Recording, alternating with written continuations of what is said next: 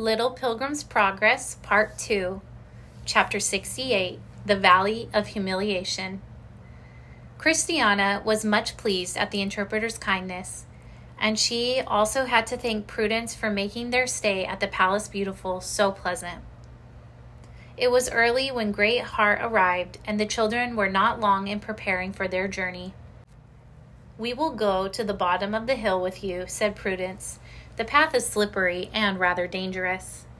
As they passed through the gate, Christiana said goodbye to Watchful and asked him whether any other pilgrims had gone by that day.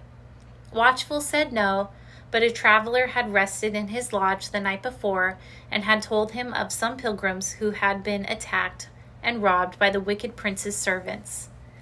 "But you need not be troubled," he said, "for our king's soldiers heard of it, and they pursued the robbers, and they are now in prison."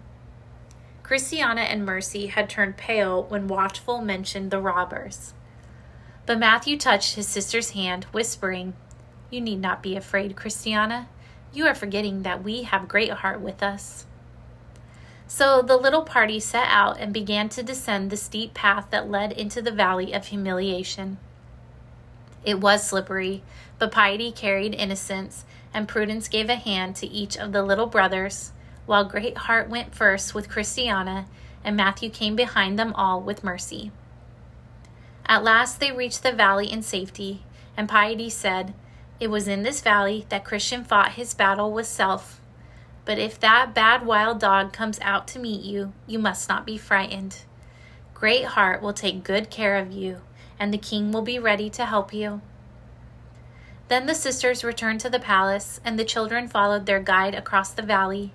It was a lovely spot, and just at this time the ground was covered with lilies, which filled the air with their sweet scent. "I should not have thought that the wicked prince or his servants would ever come here," said Christiana. "It is so peaceful." "It is our good prince's favorite valley," replied Great Heart.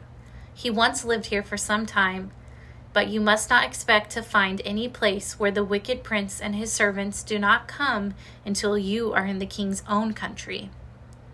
Presently, Innocence began to clap her hands with delight, for at a little distance from the pathway she saw a number of sheep feeding, with the lambs frisking happily beside their mothers. A young shepherd was taking care of them, but he was among the trees where he could not see the pilgrims, although they could see him. He was singing a merry little song. "He is poor," said Great Heart, "yet he is happy. He works faithfully and knows that his master is pleased with him."